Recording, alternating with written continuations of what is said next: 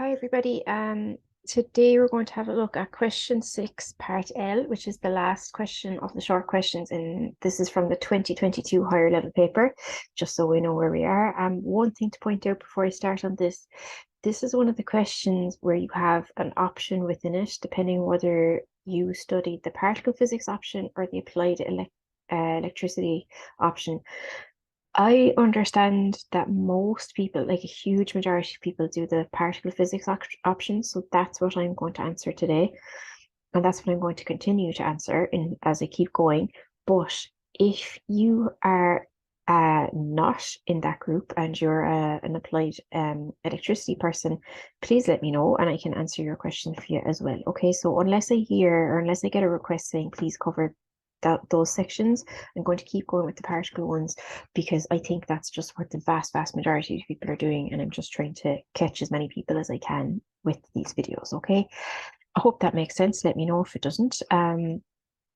Before looking at this question, I will, as usual, recommend that you go and try the question on your own first.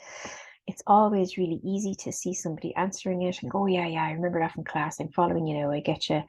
But when you're sitting in the exam hall with your paper in front of you and your pen in your hand, it might not be so easy. So the best thing to do is just try that out straight away. Get into that habit of trying to do stuff without having it in front of you and see how you get on.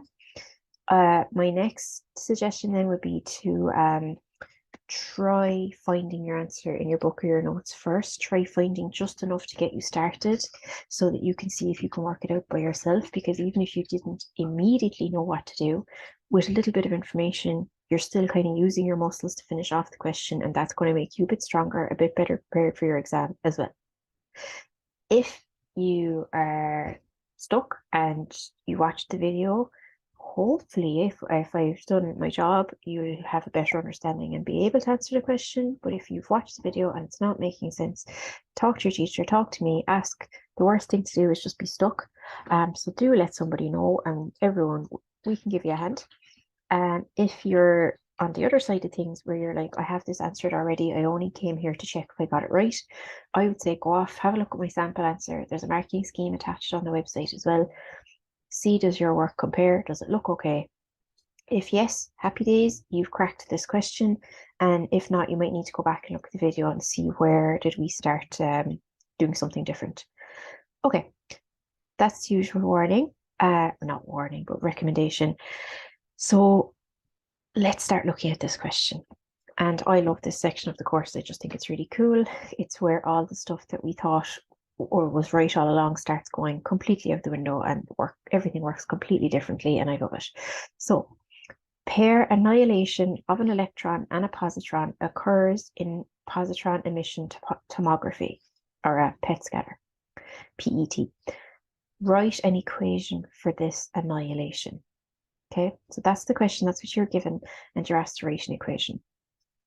Down here, I have the marking scheme, but we'll have a look at it in a second. Let's not worry about it right now, because on the day in your exam, you will not have a marking scheme, obviously. To just remind us, I've written in here what pair annihilation is. So when a particle, and in this case, we're going to talk about an electron, and its antiparticle, positron, meet and annihilate each other. That's what pair annihilation is. And annihilate means destroy.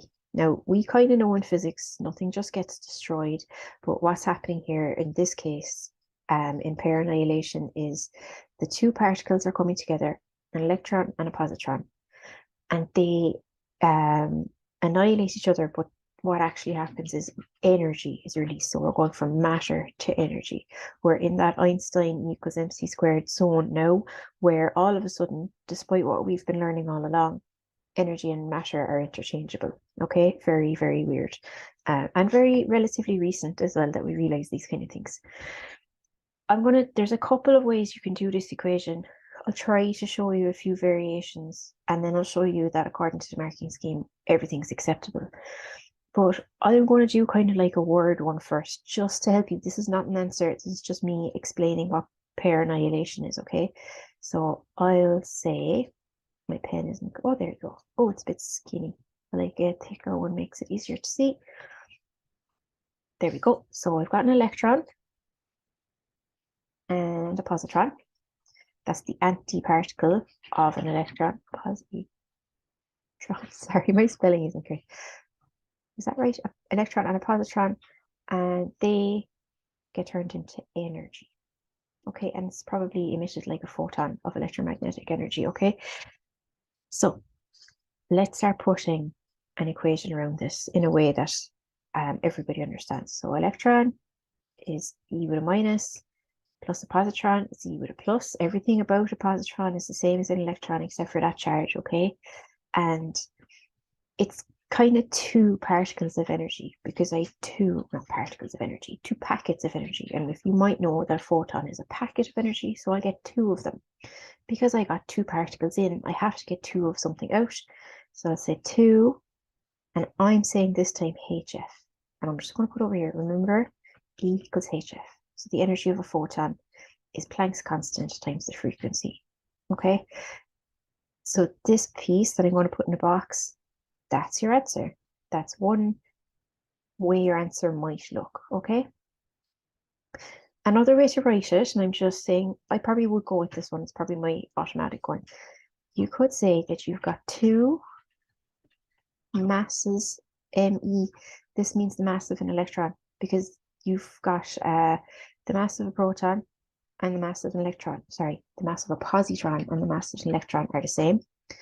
So you could say that two, and you've got, look what you have here, you've mass by c, the speed of light squared. You know, you've got your mc squared here, but you have two of them, because you have two particles, and they go off to two, and if you remember this, gamma is a photon. Okay, so it's all saying the same thing, it just looks really different. So you have two particles here is what that means. Yeah, and because remember, E, my pen is not cooperating at the edges, E equals mc squared. Everybody knows how it looks, you don't all know what it means. That means energy is equal to the mass times the speed of light squared. So as long as that particle is going fast enough, you can convert it, but you can kind of change the mass to energy, okay? So that's what's going on here. You've got two of them. So you have two mc squareds because you have two particles and they go off, and that gamma, that equals a photon, okay? Now I'm obviously writing lots of bits in here to kind of give some information and some explanation, but what's in the box here again is your answer. So you would have this one or this one. Either one gets your answer, okay? Hopefully that's all right, but absolutely if it's not, let me know. Send in a quick comment or an email and we'll see if we can correct it, clarify it, see how we're getting on. What I'll do next is I'm going to have a look at the marking scheme for this one, just to show you how it's all very interchangeable. Okay, I'll explain what I mean by interchangeable there now. I said in the last video that I don't always do the marking scheme, and I am a little bit wary. And what I'm going to call it is it's the 2022 marking scheme. And that's important because, like I've been saying, the 2023 marking scheme might have the exact same question and the marks might be laid out differently, okay? It probably won't have the exact same question. That would be too easy. But my warning is just that just because this was allowed this year, it doesn't mean it will be next year, and so on, okay? These are purely for a little bit of guidance, a little bit of extra information to kind of check in to see if you're going the right direction, okay? They're not set in stone. So this year, they just give you the question again. They said pair annihilation of an electron and a positron occurs in a positron emission tomography scanner. Write an equation for this annihilation. And what they have here is, I'm going to write out, there's actually like a few different combinations that are acceptable. So the way the marks go is if you have the first side of, say you have like the left-hand side of the equals, and you've shown them that you kind of know that you've got an electron and a positron to start with, you get 4 marks. And if you had the other side of the equals as well, you got an extra 3. So but it goes both ways. So as long as you had one of the sides of the equals, you got 4. If you had both sides, you got the other 3, you got your full 7 marks for the question. Okay, I hope that makes sense. So what I'm scribbling down over here is all the combinations, all the different answers that they would have accepted. And this is handy if you've just done like I recommended, you just closed your book, you just wanted to try out how did you get on, any of these possible answers are acceptable. Okay, and sometimes the marking schemes are a little bit, they have very little information on them. It can be confusing to read them.